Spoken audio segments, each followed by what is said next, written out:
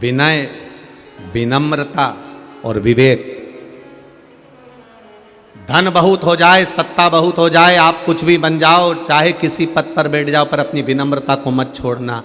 तीसरे नंबर पर है विवेक, अपनी बुद्धि का प्रयोग जरूर करना, पर बुद्धि का प्रयोग किसी को नीचे दिखाने के लिए नहीं, किसी को कष्ट देने के लिए नहीं, किसी को तकलीफ देने के लिए नहीं। बुद्धि का प्रयोग, विवेक का प्रयोग किसी के जन कल्याण के लिए करना, किसी के जीवन के उद्धार के लिए करना, किसी के जीवन के आनंद सुख के लिए करना। ये विवेक का प्रयोग करें।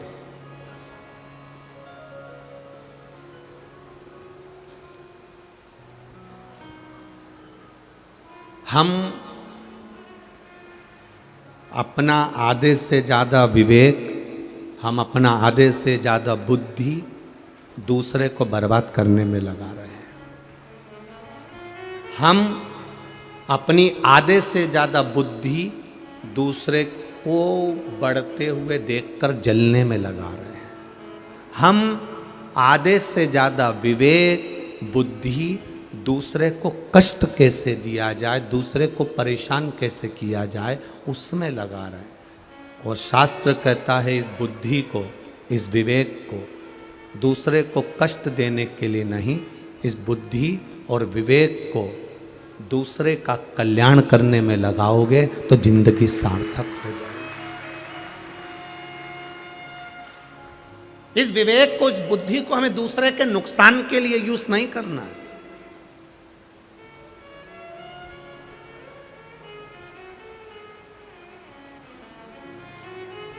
मेरी माताओं में वो गुण हैं, वो गुण भारत की माताओं के सिवा किसी में नहीं हो सकता, जो मेरी भारत की माताओं में गुण है। क्या गुण है मेरी भारत की माताओं में? कि दूध अगर फट भी गया, दूध अगर फट जाए, दूध अगर बेकार हो जाए, तो मेरी भारत की माँ उस फटे हुए दूध की भी मिठाई बनाकर अपने बच्चे को खिला देती है। वो गुण है भारत की माँ। सोचो, फटा हुआ दूध भी मेरी भारत की माँ उसको भी मिठाई बनाकर दूसरे के सामने परोस देती है। मेरी भारत की माँ एक फटे हुए दूध की मिठाई बनाकर अपने बच्चों को खिला देती है। ये मेरी भारत की माँ के भीतर गुण है, जो वो विद्वत्ता का गुण है, जो बेकार सामान को भी संसार के आगे चला देती है। वो मेरी भारत की माँ है, ये भारत की माता। ये गुण और कहीं नहीं मिल सकता। अमेरिका में, हॉलैंड में, इटली में कहीं नहीं मिलेगा। ये देने वाली मेरी भारत की माँ।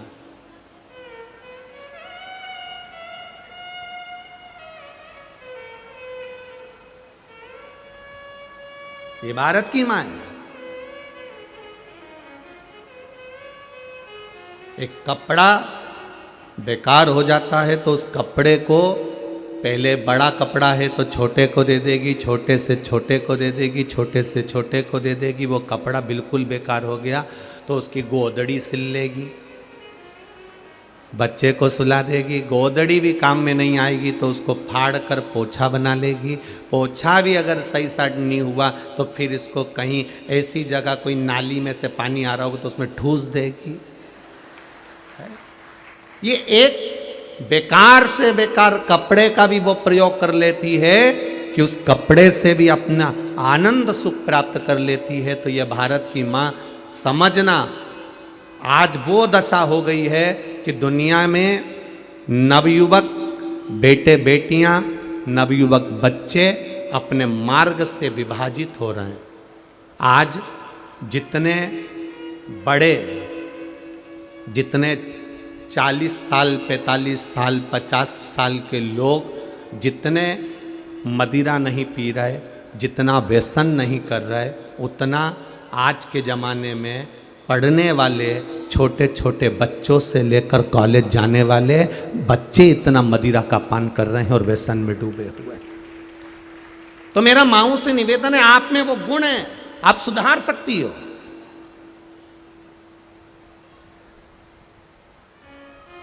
बस आपको अपने मोह से बच्चों को छोड़ना पड़ेगा। जब बच्चा मोह से छूट जाएगा तो फिर वो सुधरेगा।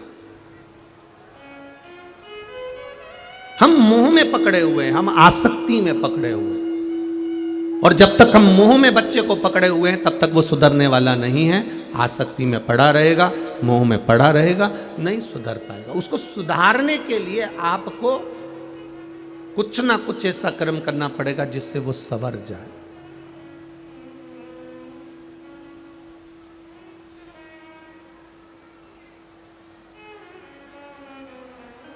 महाराज, बहुत बुद्धिमान हो जाना, बहुत विवेकी हो जाना वो जरूरी नहीं, उसमें संस्कारों का गुण होना जरूरी है।